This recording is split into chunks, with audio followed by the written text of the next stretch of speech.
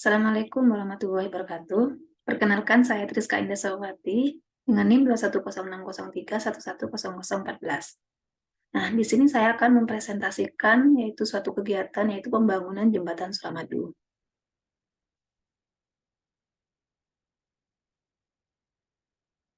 Nah, sekilas tentang Suramadu. Jembatan Suramadu merupakan jembatan yang melintasi Selat Madura, yang mana jembatan ini menghubungkan antara Pulau Jawa di Surabaya dan Pulau Madura di Bangkalan. Nah, jembatan Suramadu ini juga merupakan jembatan terpanjang di Indonesia yang memiliki panjang sebesar 5.438 meter dengan luas kurang lebih 30 meter. Nah, menurut Menteri Kelingkungan Hidup dan Kehutanan Republik Indonesia nomor 4 tahun 2021, kegiatan pembangunan dengan luas lahan lebih dari 1 hektar, yaitu wajib AMDAL. Kemudian selanjutnya yaitu lokasi kegiatan dan kondisi lingkungan. Nah, di sini ada lokasi pembangunan, luas area, dan kondisi lingkungan. Untuk lokasi pembangunannya sendiri yaitu ada di antara Selat Madura yang menghubungkan Pulau Jawa di Surabaya dan Pulau Madura di Bangkalan, tepatnya di Timur Kamal, yaitu Jawa Timur. Untuk luas areanya yaitu untuk luas areanya pada jembatan Suramadu yaitu pada dasarnya kan merupakan gabungan dari 3 jenis jembatan dengan panjang keseluruhan yaitu 5.438 meter dengan lebar kurang lebih 30 meter, dan jembatan ini juga menyediakan 4 lajur 2 arah selebar 3,5 meter dengan 2 lajur darurat selebar 2,75 meter dengan tinggi yaitu 146 meter dengan bentang terpanjang yaitu 434 meter.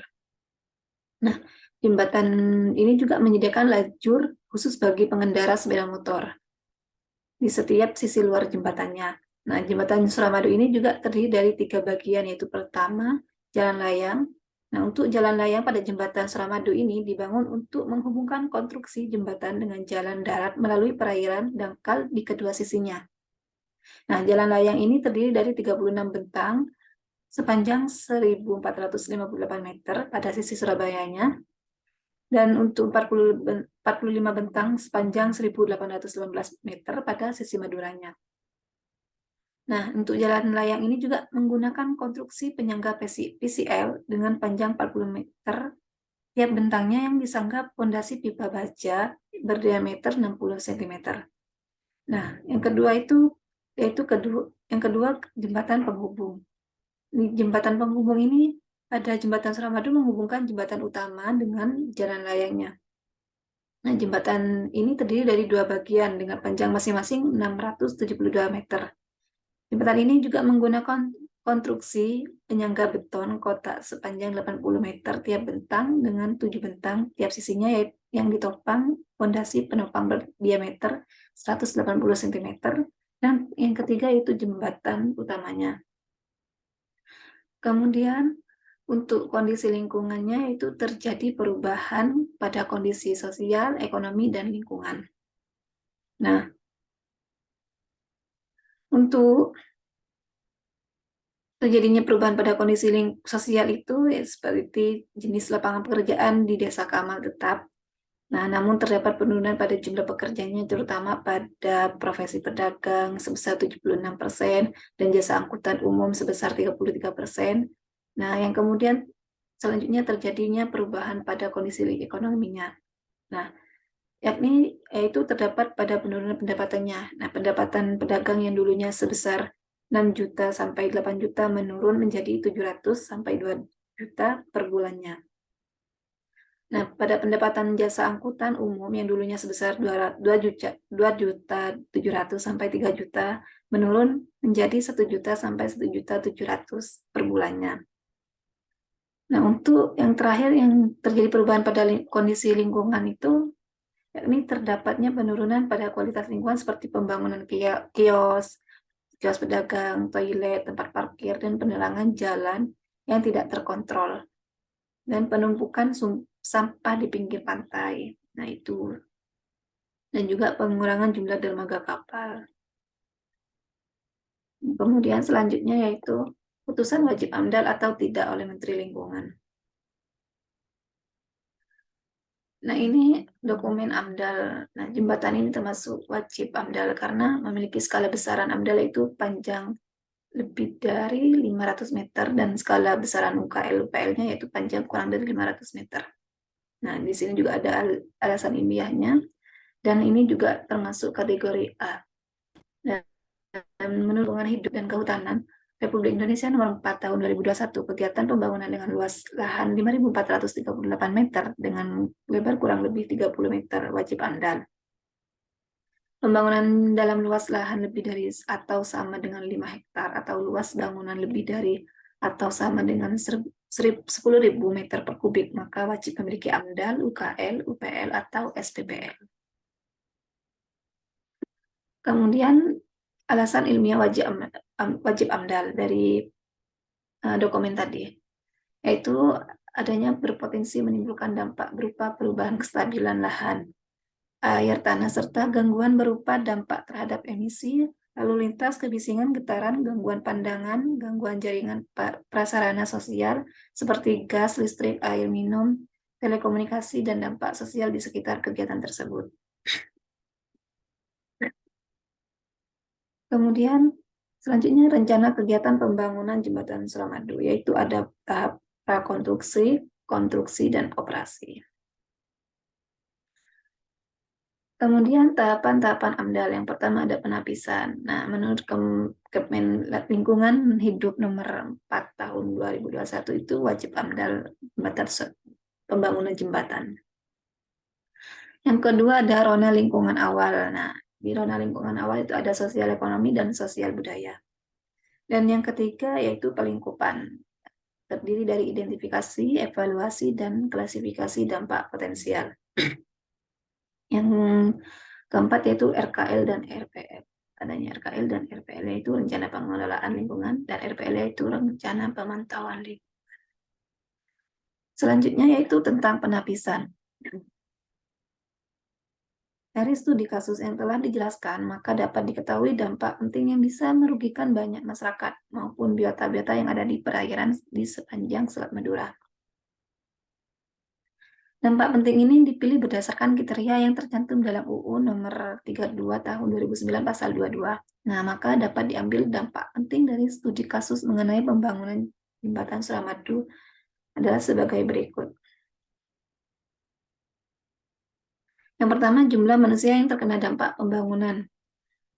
Nah, maksudnya itu pembangunan jembatan Suramadu baik pada masa prakonstruksi, konstruksi maupun operasi memiliki dampak langsung terhadap penduduknya, baik yang ada pada wilayah sekitar kaki Suramadu, bagian Surabaya, dan bagian Kabupaten Bangkalan Maduranya. Nah, jumlah manusia atau penduduk Kabupaten Bangkalan yang merasakan dampaknya secara langsung pasca pembangunan jembatan Suramadu tersebut.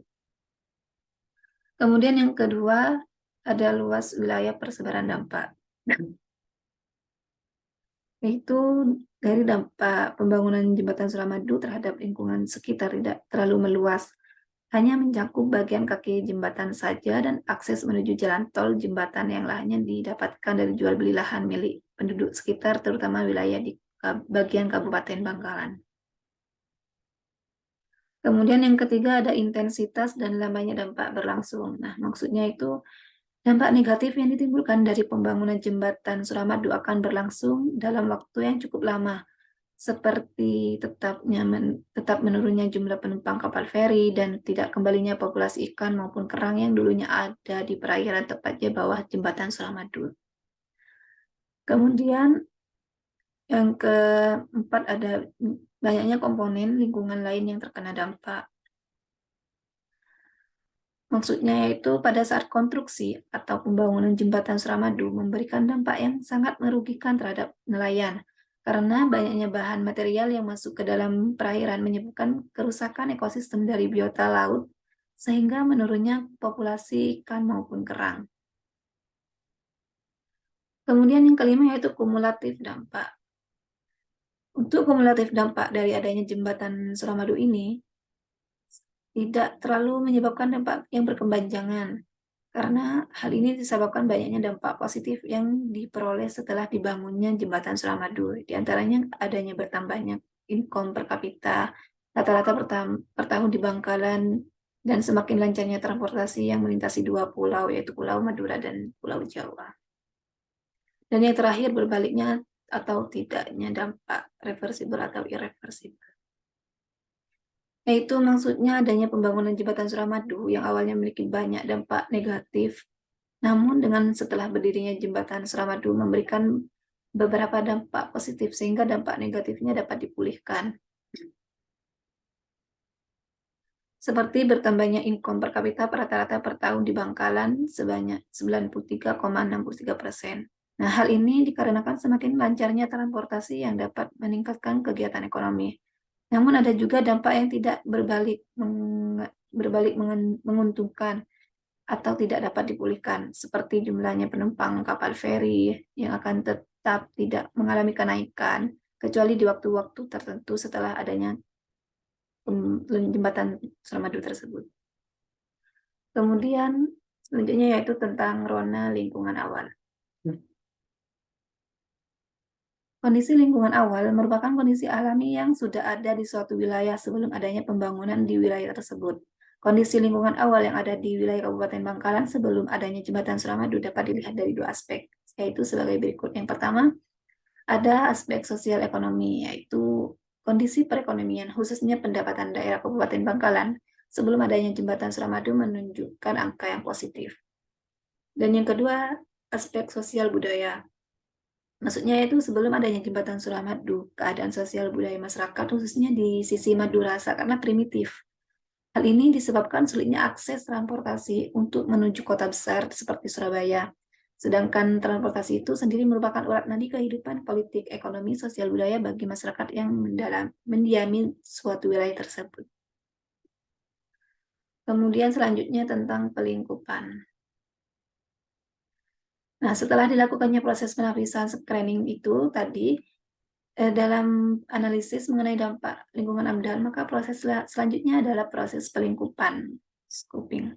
Pada tahap pelingkupan ini dilakukan penetapan terhadap dampak penting yang ditimbulkan dari adanya jembatan Suramadu. Yaitu yang pertama, identifikasi dampak potensial, yang kedua, evaluasi dampak potensial, dan yang ketiga, klasifikasi dan prioritas dampak penting. Nah, selanjutnya setelah dilakukannya proses penapisan itu nanti udah diketahui yaitu dampak identifikasi dampak sosialnya, evaluasi dampak potensialnya, dan klasifikasi dan prioritas hipotetik tersebut. Nah, pada dampak potensial, di identifikasi dampak sosial ini ada dampak potensial. Yang pertama ada geofisik kimia. Nah, yang pertama ada perubahan bentuk lahan. Dan yang kedua ada penurunan kualitas air laut. Dan yang ketiga ada penurunan kualitas udara bersih. Kemudian yang B yaitu komponen sosial ekonomi, yaitu ada perubahan pendapatan masyarakat dan kesempatan kerja, peluang berusaha. Kemudian yang C yaitu komponen sosial budaya. Nah, itu terjadinya sikap masyarakat terhadap proyek dan ketenangan masyarakat. Selanjutnya yaitu evaluasi dampak hipotetik, yaitu ada geofisik kimia. Dari dampak potensial ini disingkat lagi, dicari lagi mana yang lebih penting. Nah, kemudian ada juga klasifikasi dan prioritas penting. Nah, ini benar-benar udah yang paling penting dari hasil dari evaluasi tersebut. Nah, kemudian setelah dilakukannya evaluasi terhadap potensi dampak dari suatu kegiatan pembangunan jembatan Suramadu, maka dapat diperoleh dampak penting yang benar-benar harus diperhatikan, baik pada tahapan prakonstruksi, konstruksi maupun operasi. Nah, di sini ada bagian alir, yaitu bagian alir ini isinya yang udah penting-pentingnya, dampak yang penting udah. Nah, untuk prakonstruksi sendiri yaitu ada kegiatannya, itu ada survei dan investigasi sosialisasi dan pembebasan lahan. Nah, untuk survei dan investigasi ini dan sosialisasi ini kan yaitu menimbulkan dampak 1 dan 2. Yang dampak pertamanya itu keresahan masyarakat, dan dampak keduanya itu adanya pro kontra masyarakat. Nah, kan sebelumnya kan pasti ada pro kontra, karena kan itu masih punyanya masyarakat sekitar.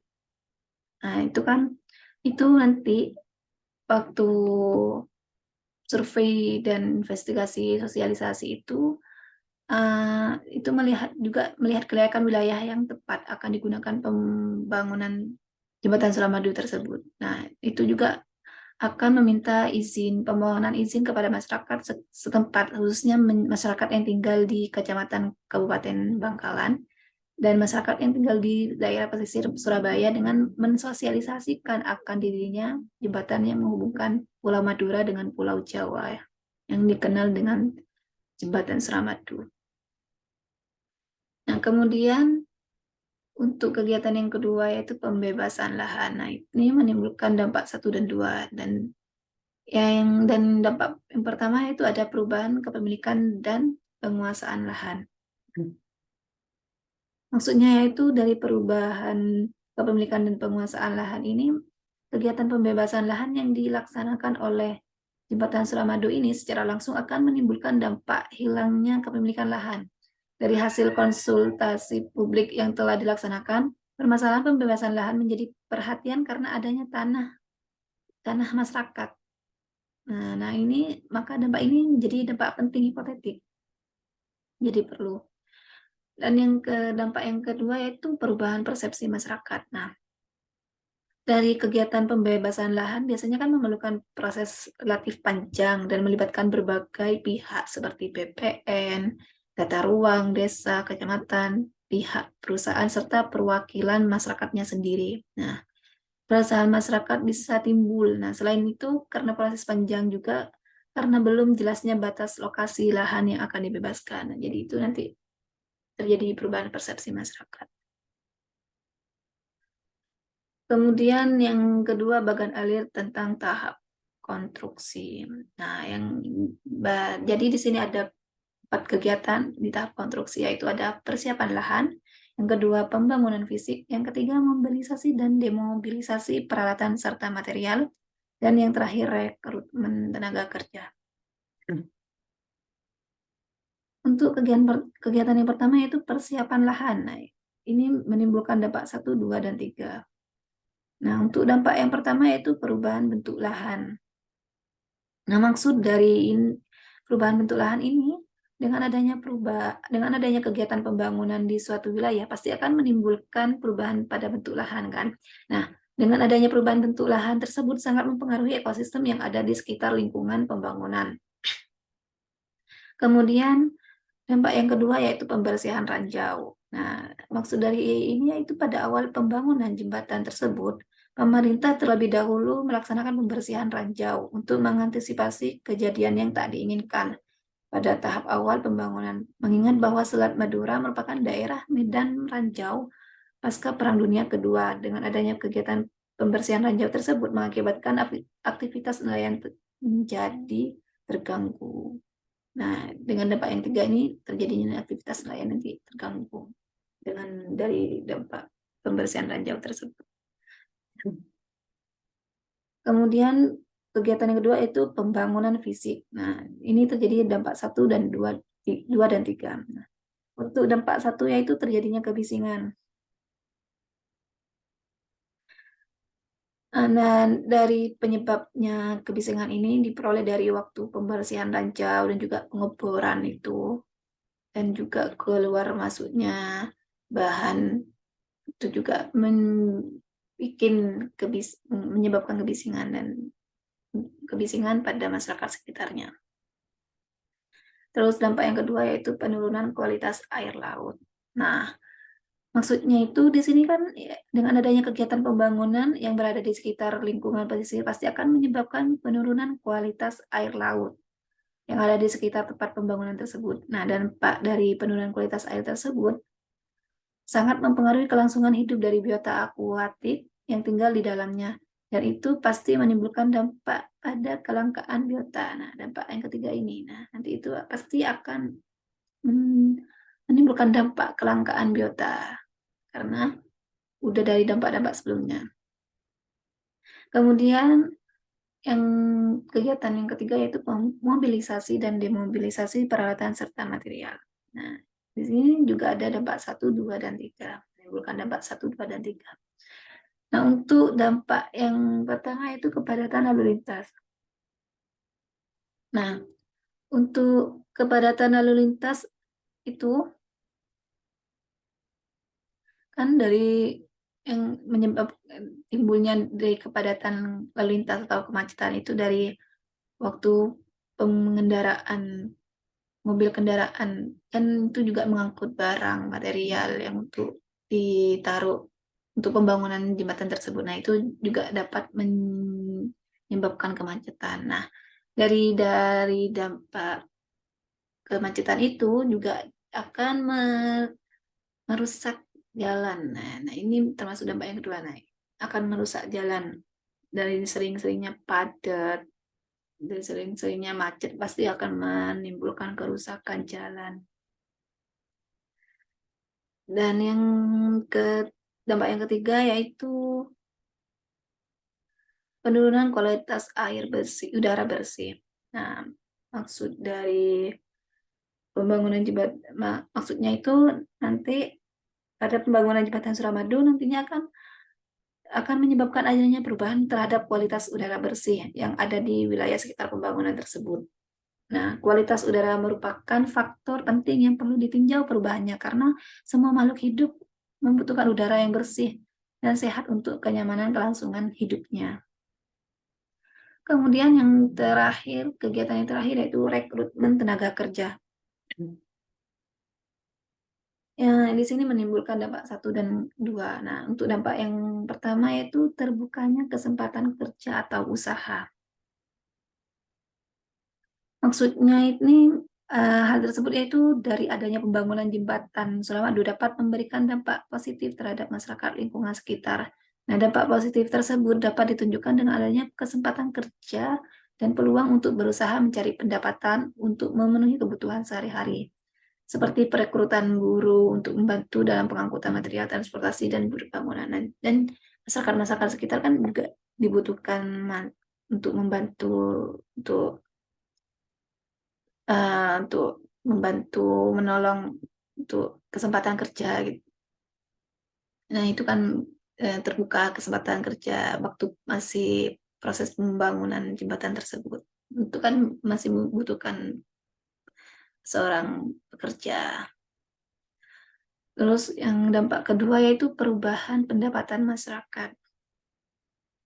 Nah, maksudnya itu pada pembangunan jembatan Suramadu kan menyebabkan adanya perubahan terhadap pendapatan masyarakat yang tinggal di lingkungan sekitarnya. Nah, seperti halnya penurunan pendapatan nelayan dan petani yang disebabkan karena migrasinya sebagian besar populasi ikan dan kerang, serta para petani yang masih belum mendapatkan lahan penggantinya untuk bercocok tanam. Nah, hal demikian menyebabkan pendapatan mereka sangat menurun dari keadaan biasanya. Kemudian yang terakhir tahap operasi. Nah, pada tahap operasi ini ada dua kegiatan yaitu rekrutmen tenaga kerja dan yang kedua pengoperasian jembatan setelah udah berdirinya jembatan Suramadu. Nah, untuk dampak yang pertama yaitu terbukanya kesempatan kerja. Maksudnya itu kan berbagai kualifikasi tenaga kerja akan diperlukan di tahap operasi ini, seperti tenaga proyek, tenaga operator, tenaga perawatan, peralatan, dan tenaga keuangan, serta tenaga transport pengemudi. Nah, itu juga kan menimbulkan dampak. Sebenarnya dampak terbukanya kesempatan kerja untuk masyarakat. Kemudian yang dampak selanjutnya itu ada terbukanya kesempatan berusaha.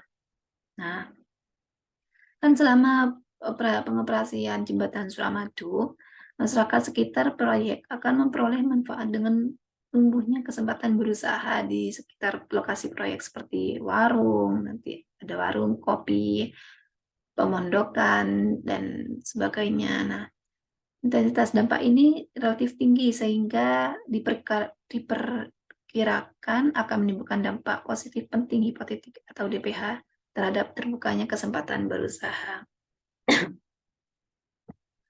Kemudian ada perubahan pendapatan masyarakat. Dampak yang kedua, perubahan pendapatan masyarakat. Nah, maksudnya itu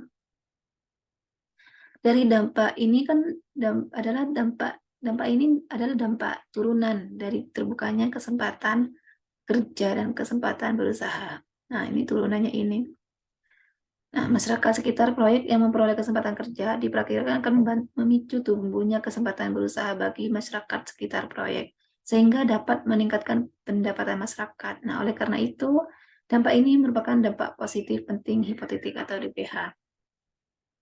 Kemudian, selanjutnya perubahan nilai dan norma sosial. Nah, ini juga nanti merupakan dampak sekunder dari masuknya pendatang yang berinteraksi dengan masyarakat lokal, peningkatan pendapatan, keluar terbukanya akses dan tersedianya prasarana dan sarana umum. Nah, dampak ini tergolong dampak negatif penting hipotetik DPH karena akan menimbulkan keresahan pada kalangan masyarakat dan menimbulkan persepsi negatif masyarakat serta konflik dengan pihak perusahaan yang akan dapat mengganggu jalannya kegiatan konstruksi sebelumnya.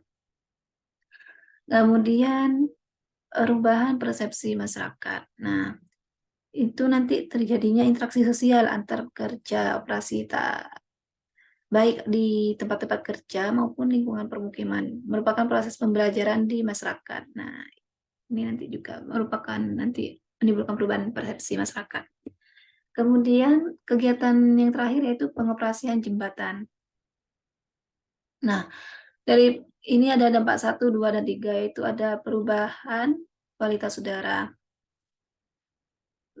Maksudnya itu yaitu nantinya dari pembangunan jembatan Suramadu itu nantinya akan menyebabkan adanya perubahan terhadap kualitas udara bersih yang ada di wilayah sekitar pembangunan. Nah, dan dampak kedua yaitu gangguan kesehatan. Nah, ini gangguan kesehatan masyarakat, dan dampak yang terakhir yaitu sikap masyarakat terhadap proyek. Nah, maksudnya itu jembatan pembangunan jembatan Suramadu tersebut akan menyebabkan masuknya budaya yang ada di luar pulau Madura ke dalam masyarakat Madura, sehingga akan mengubah sikap masyarakat Madura terus yang dulunya terkenal dengan budaya agamanya yang kental. Nah, sehingga sebisa mungkin masyarakat Madura menjaga tradisi agamanya untuk tidak dirusak oleh masyarakat luar Pulau Madura. Nah, sekian dari video saya. Apabila banyak salah dalam perkataan saya, mohon dimaafkan, dan terima kasih. Wassalamualaikum warahmatullahi wabarakatuh.